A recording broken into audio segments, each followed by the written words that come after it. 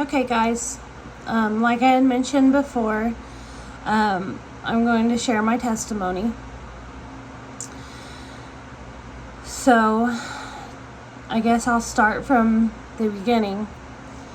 And I pray that God uses this to touch and speak to the person that this is for. And I'm sure it's for many different people. But here we go. So, beginning, I was born in 92 to my mother, who at the time was 15, and my father, who was 17. Obviously, they were unmarried, and they were high school sweethearts. They had me, and then a year and a half later, they had my little sister. We lived in a 2-bedroom apartment in the town that they grew up in. Before they had me and my sister, my mother was in a car accident. She was walking around the side of a bus at school, and my father was in the parking lot across from her, and she wasn't paying attention, walked out in front of this bus and got hit by a car coming on the other side. So she had to learn how to talk and walk and use the bathroom again all over. She's got a metal plate in her head. So from the very beginning, the devil's been trying to take me out. And I know he doesn't like any of us. But as you'll see soon, it's been constant attacks. So, anyways, I had a pretty good childhood, from the age of birth all the way up till 5. My parents loved each other. They adored each other. Me and my sister, we didn't have everything, obviously. You know, we had young parents that did their best to give us what we needed. And when you're kids, you don't know about material things. You don't really care about all that. You just know if your parents love you or not. And we were loved. So around age 5, I guess something happened between mom and dad. And my mom decided to leave my father and go marry an older man with a house and some land and money. My dad didn't have much of anything, and kind of left me and my sister with him while she ran off to what she says is make sure we had a good life. So Dad stepped up to the plate, and he worked all the time. Me and my sister, we would eat all of the bologna and cheese out of the refrigerator, not realizing we were eating his lunch for work. He would go days without eating anything to take care of me and my sister. And like I said, my sister's a year and a half younger than I am. So, fast forward about a year or so. My father would go to his brother's house, and I would play with my cousins. And I had a cousin who was old enough to know better, decide that he was going to start molesting me. I remember going in the woods, and there was a mattress, and you know when you're little, there's so much light everywhere. And I remember that day, it all just, like somebody had turned the light off. It all went dark. Not dark in like a pitch black dark, but everything went from sunshine to gray. I remember making my sister leave. There was something inside of me that knew I had to protect her because what was happening wasn't right. So that went on for a little while, and eventually we started going to my mom's more, and my mom, I guess, took over having me and my sister. And my mom was abusive. I can't lie about that. But at the same time, now that I'm older, I kind of see that she was young and she was overwhelmed. The guy that she had left my father for coincidentally ended up beating her all the time. And to this day, she doesn't get out in public. She's kind of isolated herself from the world. And she used to not be that way. I have baby videos of my parents that my grandpa had made for us from the time I was born, and me and my sister growing up. And my mother was beautiful and outgoing and happy, and she was definitely a different person. So anyways, I would get sent to school with black eyes. She would come in the room. You could hear her from one end of the house to the next, running into the room like a demonic banshee, screaming at the top of her lungs at us. I remember laying on that air vent, hyperventilating, wanting to breathe. Being put in the closet. We had a radio in there and our Barbies, and me and my sister, we would play in our closet. I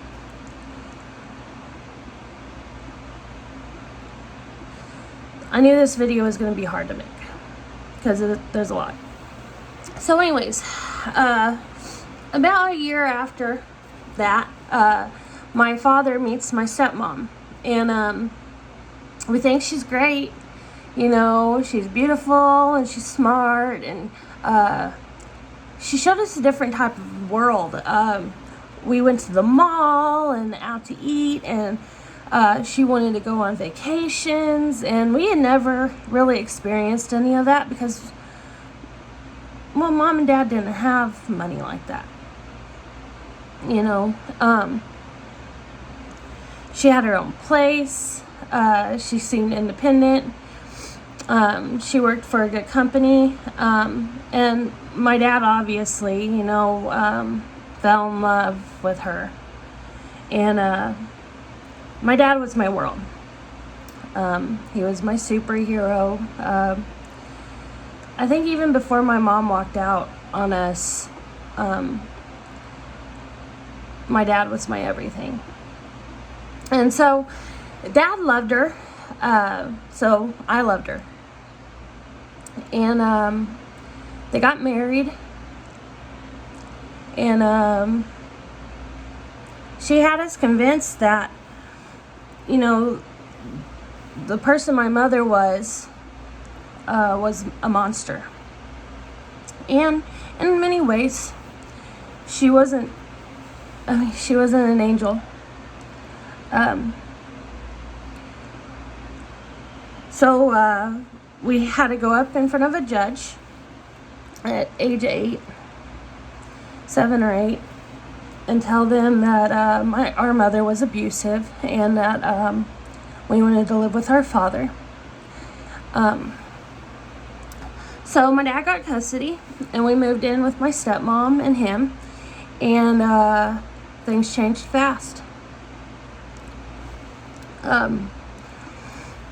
my stepmom started mentally and verbally abusing us, pretty much telling us that we were worthless and that we were just like our mother and that we were psychos and that we didn't want our father to be happy, and we were 7 or 8, that we had hidden agendas to separate him from her because she had someone in her family that did that to her dad.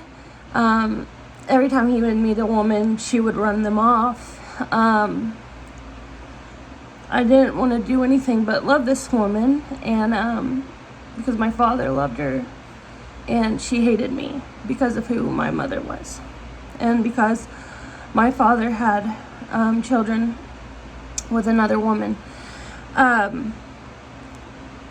So in and out of that, my mom is still losing her mind most days because of what she's going through with her new husband. She has my brother Nicholas. She ends up buying us a Ouija board from Toys R Us, which we had no business playing with. No child or person does. But at the time, the movie The Craft had came out.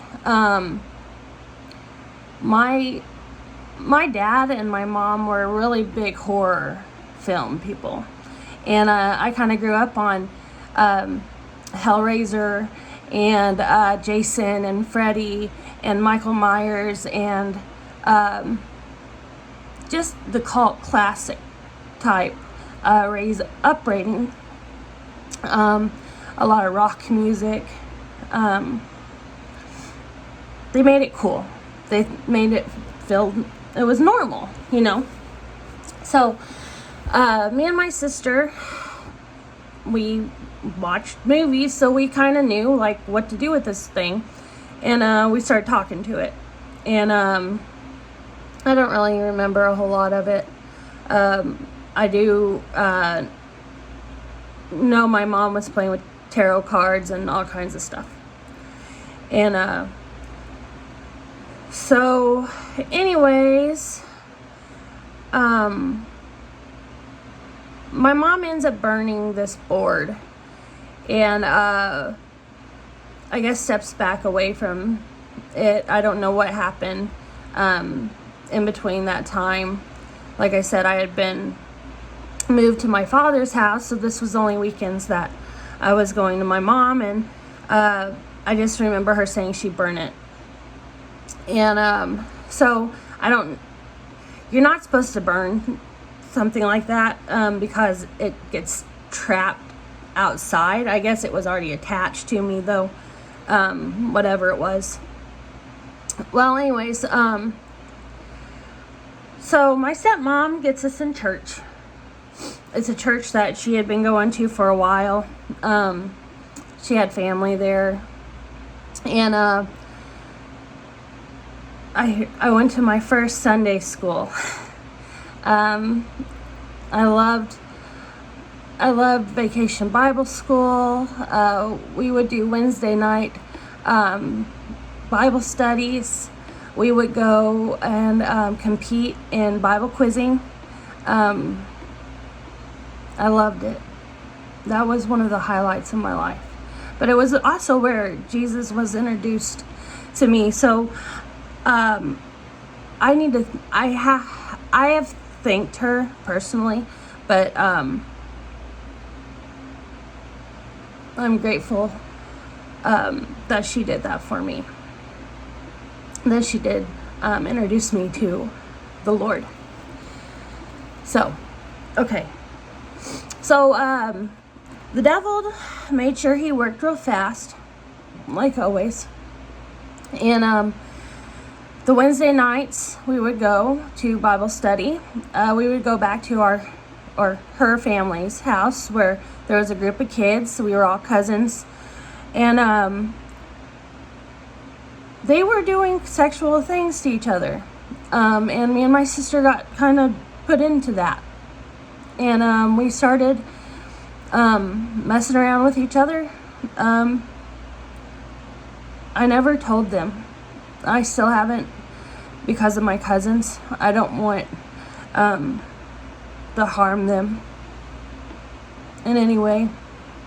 So it's some deep baggage that I've carried, and only God has healed me from that. So, and only He can heal me from it. So, in other words, I'm being completely messed up, mentally, emotionally.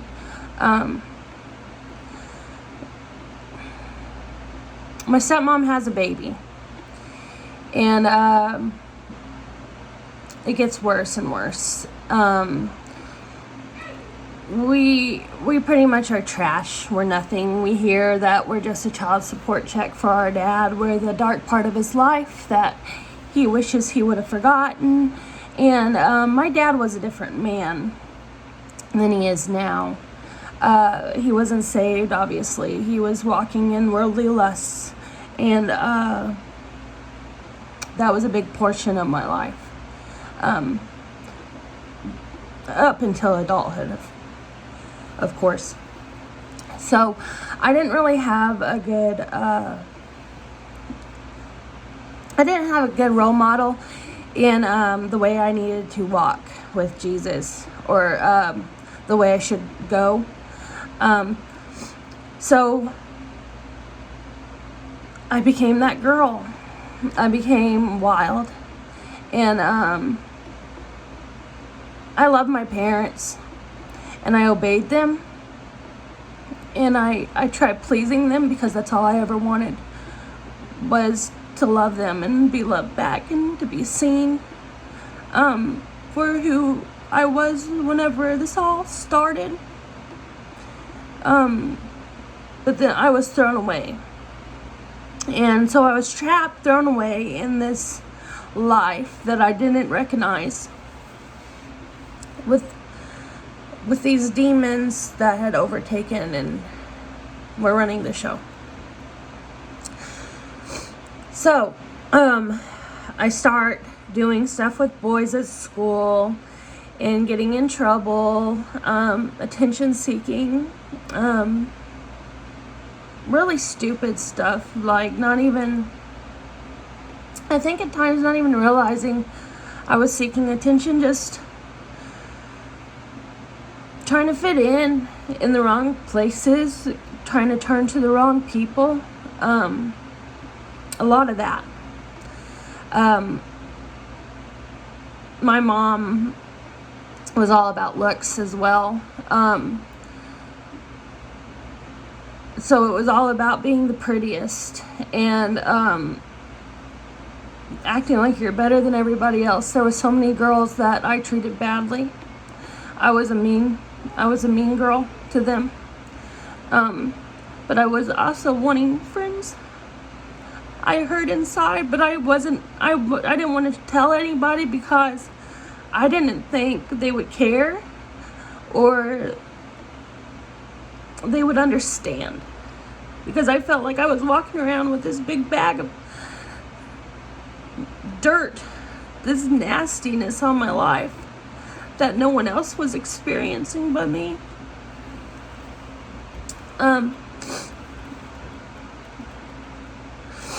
So, I mean, God had some good things happen to me, certain guys that I got to date, or experiences that I got to experience.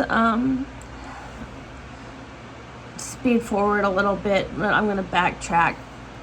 I got to go to Holiday Ball with this guy, and when we were leaving, there was a swimming pool in the school, and it was all lit up, and it felt like a fairy tale, and it was so beautiful, and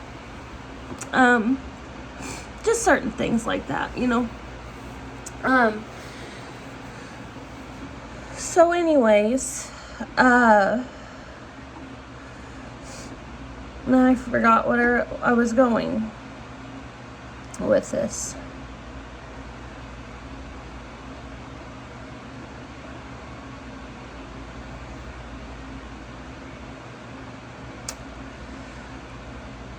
Okay. Thank you, Jesus. So my freshman year, things were really falling down hard on me. That was my senior year, that date. Um, but freshman year, things were really falling down hard on me. And I was in depression really bad. Anxiety was terrible. I just wanted to end everything all the time. I became a cutter. I would self-mutilate. And at the time, if you're familiar with the era that I grew up in, and the early 2000s, that was kind of the thing. So anyways, one night I'm standing in the rain outside, screaming in the yard. I need help at the top of my lungs, and it was for an hour or so. And my dad and stepmom come pulling up the driveway, and they're like, "You're crazy, we don't know what to do with you. We're going to take you somewhere." So they end up putting me into a mental hospital. And it's as bad as you could imagine. I got to see people tranquilized, put in straitjackets, group therapy, for about a week. They had metal doors from ceiling to floor. You couldn't get out without a badge. And the worst part about it was having to leave, because I wanted to stay. I wanted to stay in there because I didn't want to go back. But I couldn't. They wouldn't let me, obviously. So they told them I was bipolar, which I do not claim, because Jesus has healed me. He has healed me from so much in my life. And he has been so good to me. So I get put on medication. Excuse me. I get put on medication. And it's been the last 3 years zombied out, but in a way that they enjoyed me still being mentally and verbally abused, but not reacting to it.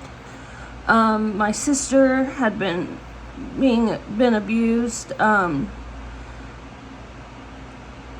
the point where her pain was also mine, and I felt terrible that she was experiencing this. She had kind of blamed me for taking her away from our mother, to live in abuse that she was living in, which hurt me as well, because how was I supposed to know that was going to happen? My dad, he just decided like his new life was more important, and it didn't matter what happened to us. So anyways, like I said, I was wild. I would go out drinking with my friends, on my medicine. Yeah, real smart. They put me on Depo because, well, if I was going to sleep around, they didn't want me getting pregnant like my mom did. And not teaching me don't do that. Not teaching me to love God more than myself. Love God and follow Him and seek Him and all of those things. So I did all that, and I graduated high school. And at 19, I met my husband, and we knew each other 3 months. And we ran off and got married in a courthouse. I didn't get my wedding that I always wanted. Obviously, every little girl wants. I didn't get to have my father there to give me away, which he used against me, saying I took that away from him. That, I mean, anything to hurt me, you know.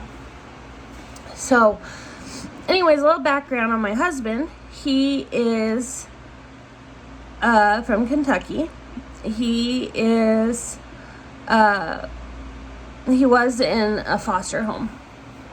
So, the foster home was a good Christian family. The family he had since birth,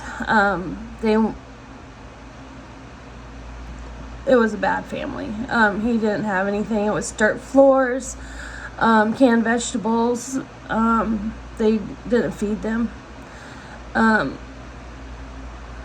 Dirty clothes. Absolutely nothing. So he gets put into this good foster family, and God's grace, you know, they're Christians and go to church, and he gets baptized. And when he turns 18, he ages out, and he goes right back home to his family, his first family. And because in foster care, you can't be like regular kids and go out and party, and he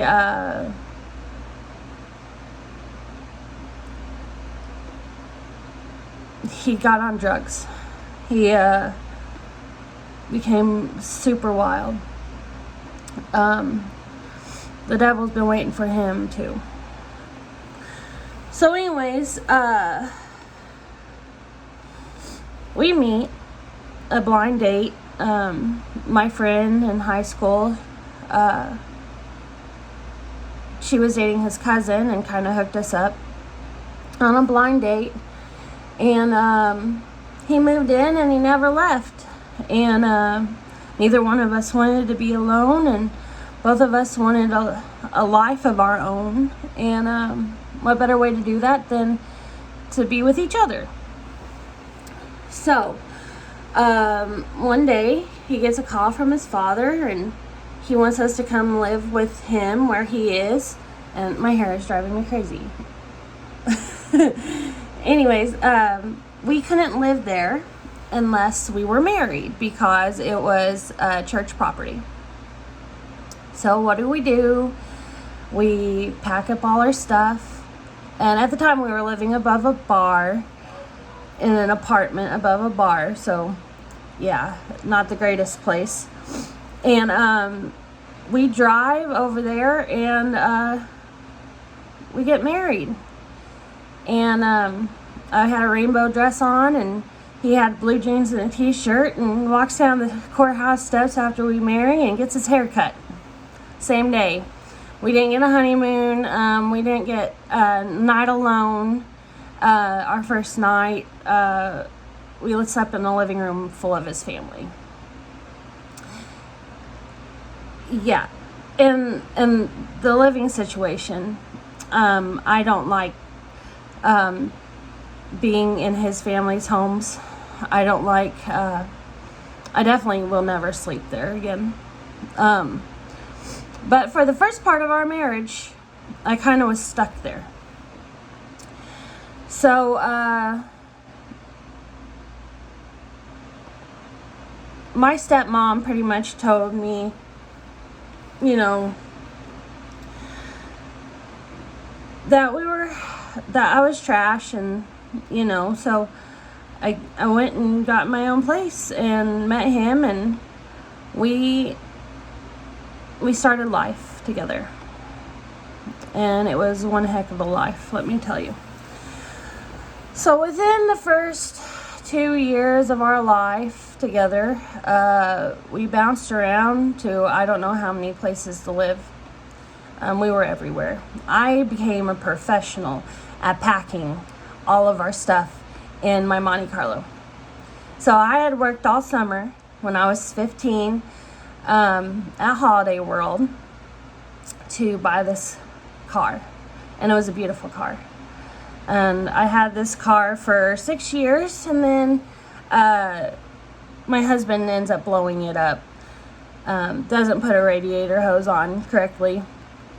Blows up the car, and I cried, obviously, because this was my car. But anyway, so I got professional at packing up this car. We just went wherever we could stay. We had a lot of bad things happen.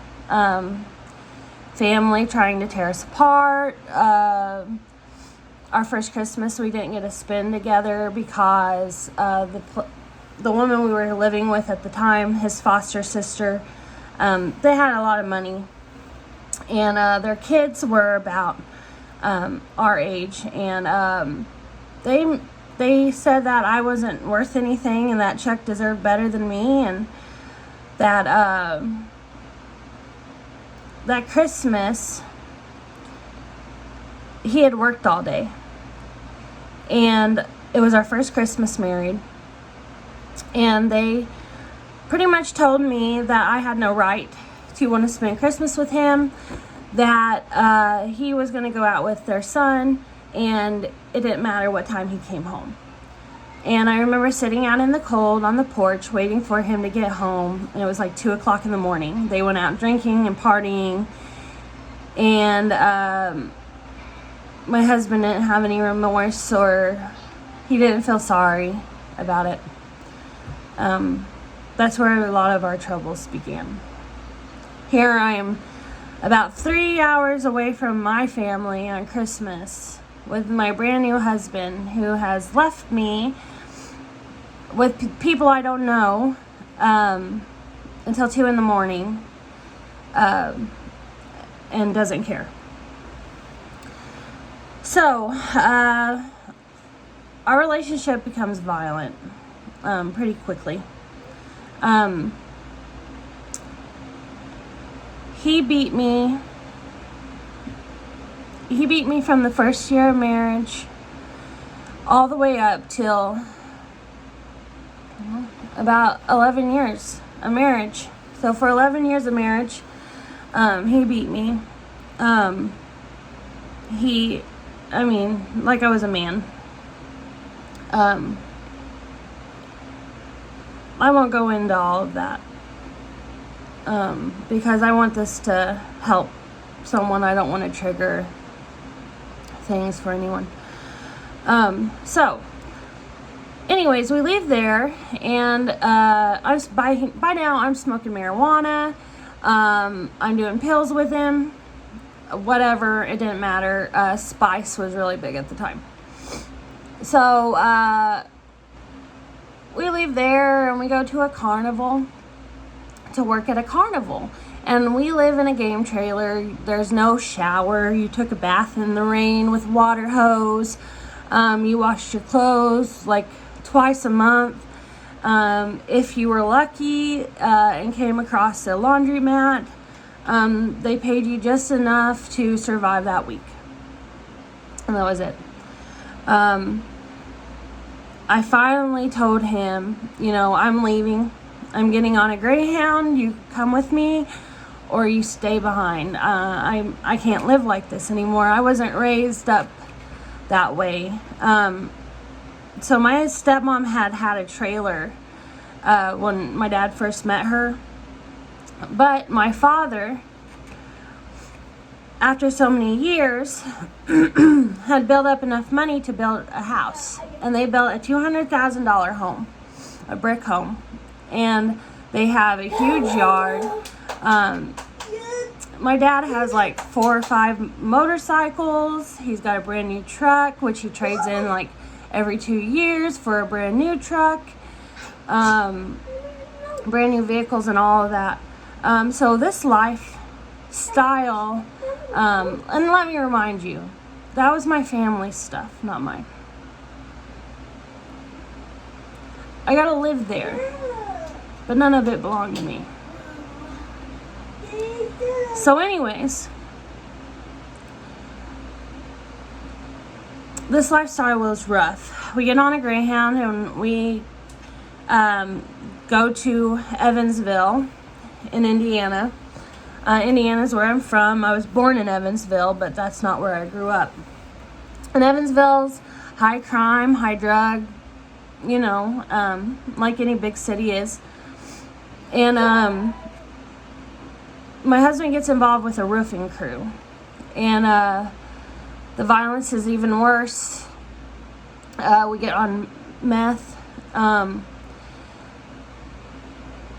Not knowing where to turn, I start sleeping with random people.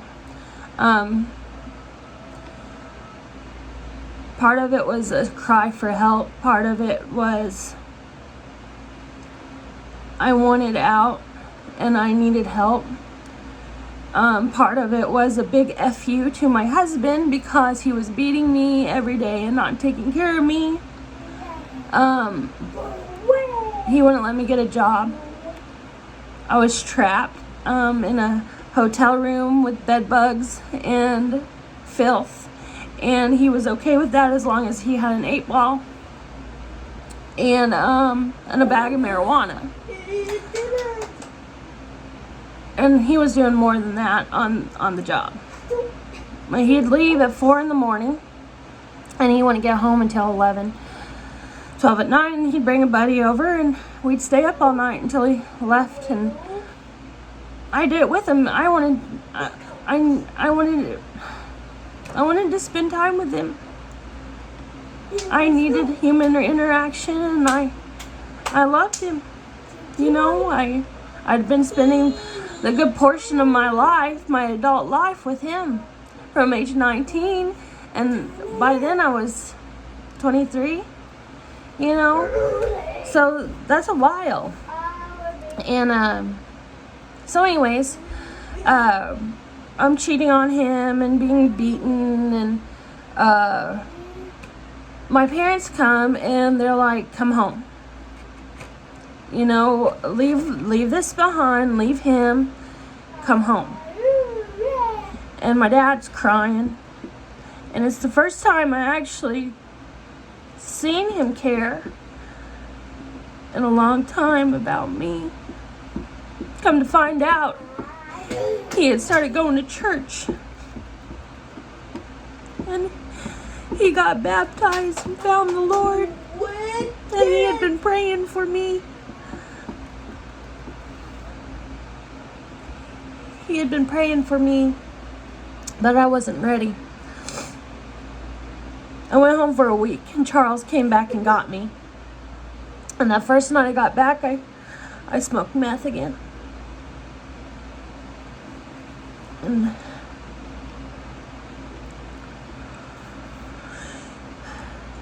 we moved from where we were living at, and then we got back into another hotel room situation, and there was a man downstairs we went to do drugs with, and he made a comment. He looked at me and he said, "There's a light about you. I see a light in you." And I was like, "What are you talking about? You see a light in me." And he's like, "Well, they want me," whoever this was talking to him, wanted me to know that everything was going to be okay. Well, see, whenever I was little and messed with the Ouija board, I was trying to contact my grandpa, who had died whenever I was 1, or almost 1. So my dad had just my mom had gotten pregnant with me and had me. And I was about 6 or 7 months old when my father's dad died. So my dad lost his dad early in life, and that's where my bond with my father, I think, grew, was Dad clung to me when I was a baby. And they put my picture in his pocket when they buried him. And so I was trying to reach out to this grandpa that I had heard so much about, but I didn't know about. And so I just thought in my head, when this guy said that, I was like, it's my grandpa, like he's trying to tell me something, Well, I know now it was God. He has had his hand on me the whole time. So anyways, Chuck beats me pretty bad about a week or two after that, and I go and stay with my sister and her boyfriend at the time in their house, and we get into it because me and my sister, we really can't live together. And I go stay with one of my husband's roofing buddies' wives and their family, and she's a church goer.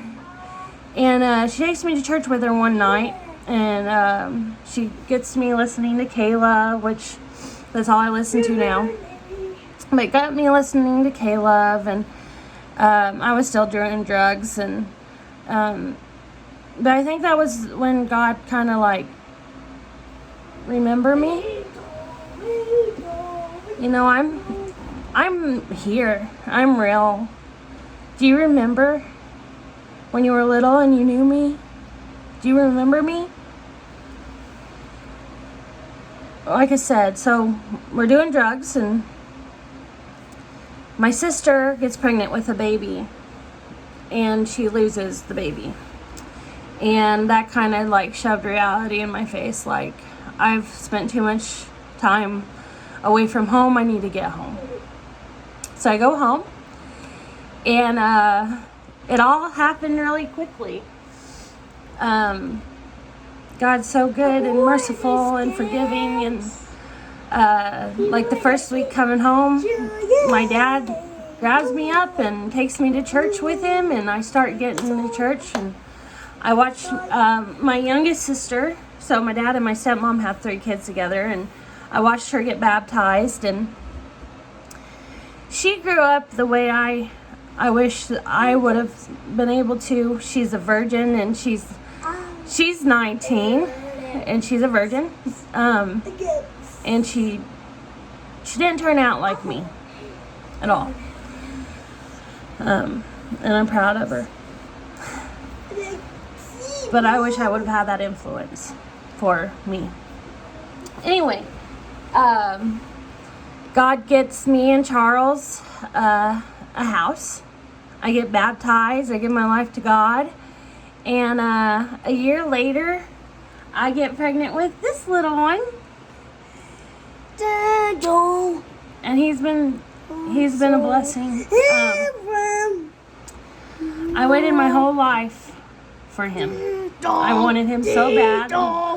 I remember coming home when my sister first lost her baby, and I was on Facebook, and I seen all the people I grew up with. They were having kids and they had houses, and I was like, Jesus, I want a baby. You know what I mean? Like, I'm off drugs. I'm giving my life to you. I want a baby. Well, he gave me one. And it was really cool. Me and my sister got pregnant at the same time. And she has a little girl named Addie, who is 2 months older than Luke. Yeah, it was really cool. So anyways, so me and Charles is still having problems. And Luke turns 3. And by then, Chuck had gotten battery charges and all kinds of stuff from the abuse and drug use and everything, and find out that Luke is autistic. So what does God do? He moves us close to a special school for him. Hold on, I'll give you a hug. Hug. A special school for him, and he is doing great. He used to not even answer to his own name or anything.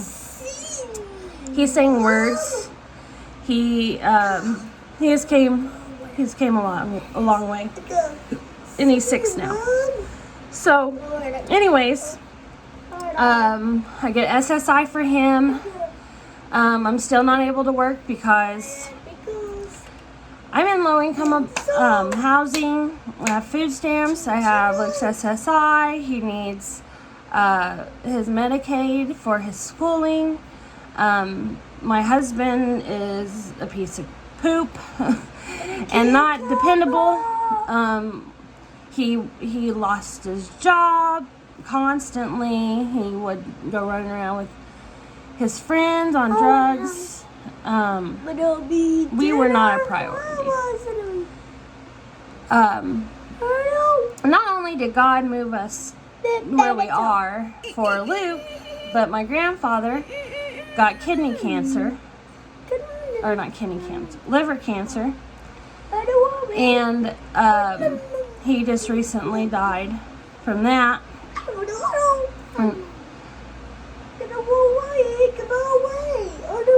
It's not liver cancer. Stomach cancer. Well, anyways, they had to go in and they had to take out a lot of his small intestines, I think. That's what it was. And so the last year and a half of his life, the one who had made those baby videos for me, I had been taking care of him. And I was blessed with being able to be close to him to do that. So God bless me with that. That was rough. But God has pulled us out. I've been clean for the last 5 years from marijuana. I've been clean the last 7, going on 8 years from hard drugs, from methamphetamines and pills. He has grown me spiritually and mentally. I'm still going through bad things with my family. My stepmom is a constant reminder of my pain. She doesn't want me and my father to have much of a relationship. Even though we try, we don't tell each other good morning, send each other rapture updates. We watch together.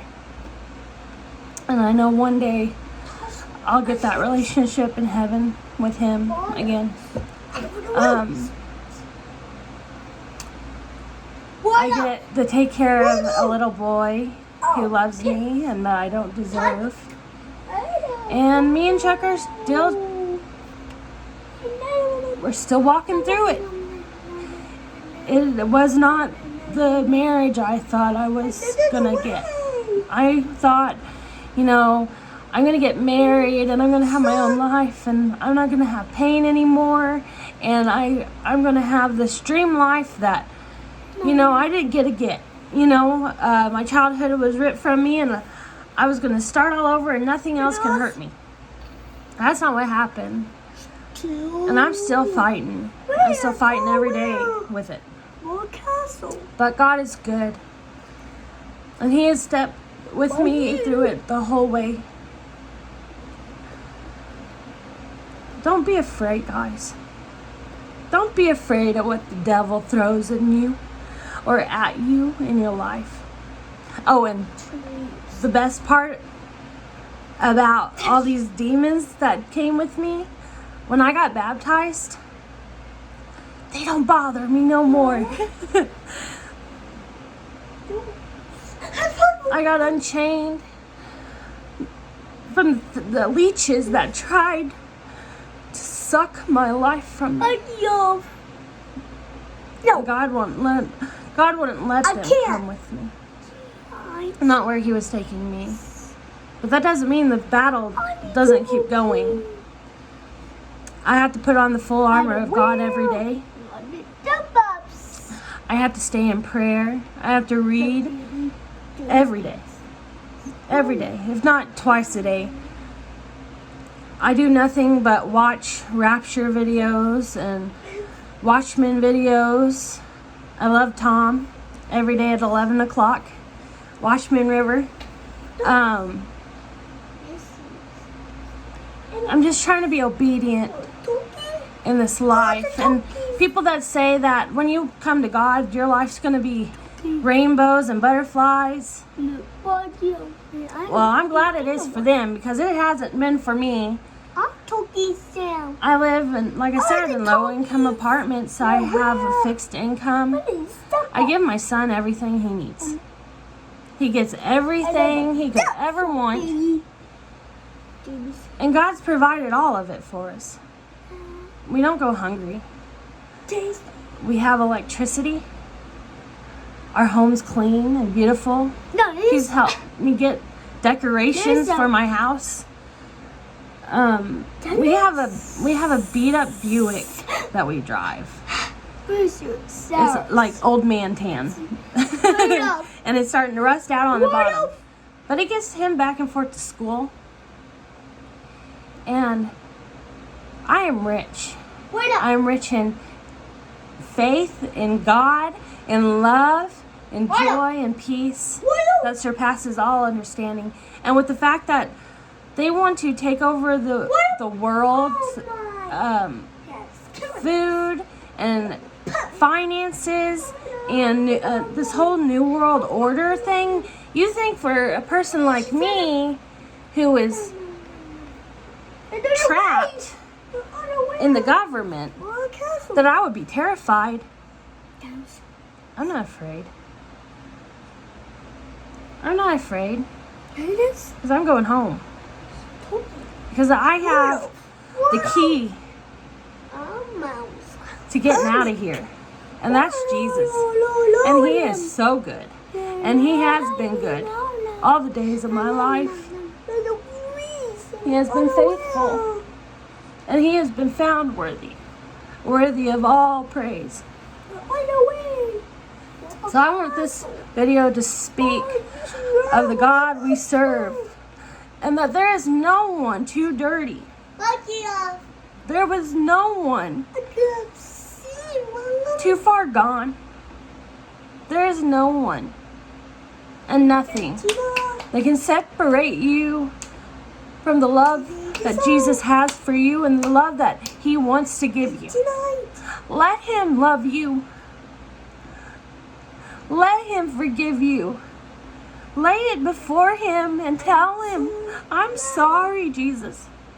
I'm sorry for everything that I've done, that I know that I've done wrong, and forgive me for the things that I don't realize were wrong.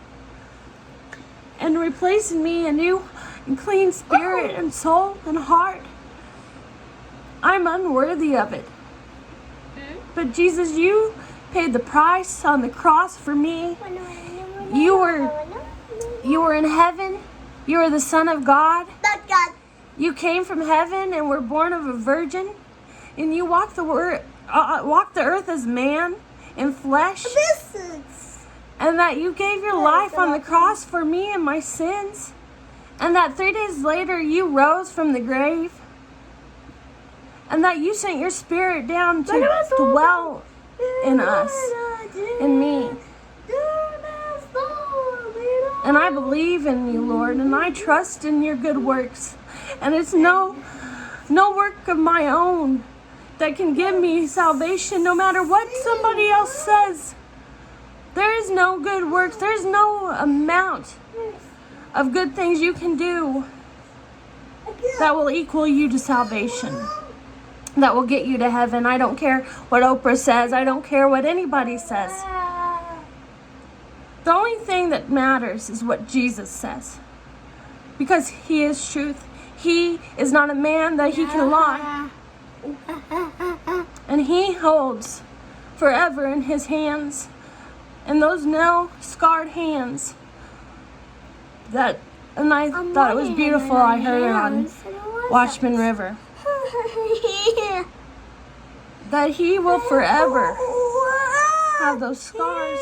When we get our glorified bodies, when we get a fresh eternal body, he will forever have those scars in his hands to show us what he did for us, to remind us who he is and how much he loved us. A love like that, how can you say no? How can you say no to that, guys? He loves you. He loves you no matter what's been done to you, and no matter what you did to someone else, no matter if you're a murderer, an adulterer, a liar, a thief, a harlot, it. None of it. It doesn't matter what you are. Because he loves you. He sees what's under all of that. That little baby, that soul, that light is so in there. And until that white throne judgment, after the 7-year tribulation, whenever you stand before God and he throws you into the pit of hell, when you cannot ask for forgiveness no more, that light is still being knocked for and called for. And this is what this video is for. It's for you. It's for you. So answer. And the answer, all it has to be is you believing in what he did for you. And you asking for forgiveness. And forgiveness is not just saying, God, forgive me. It's a change of mind. It's knowing that you're a sinner. It's knowing you have done wrong. And that you cannot live up to the law that God gave Moses in the Bible.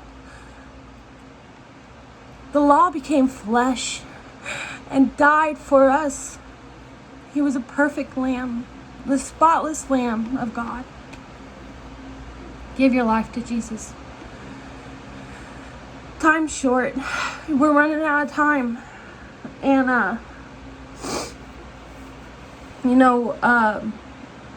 my mother, and having to pick over my mother and father in that dream, like I said, I was being brainwashed that my mother was terrible.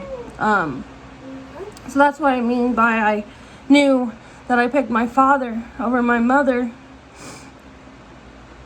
But last night, like I had said in my first video, in this sweater, my Space Jam sweater, talking about all these things I was going to reveal to you guys, I was on my face begging Jesus to save my mom.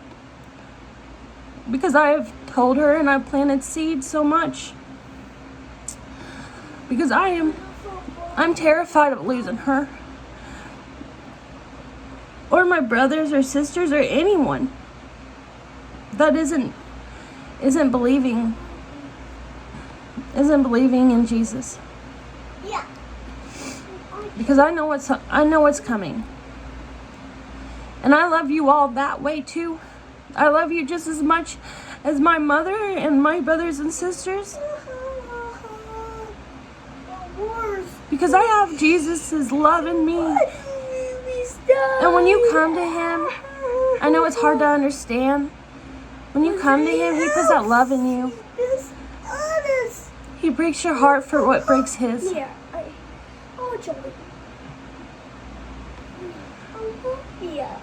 Stand fast.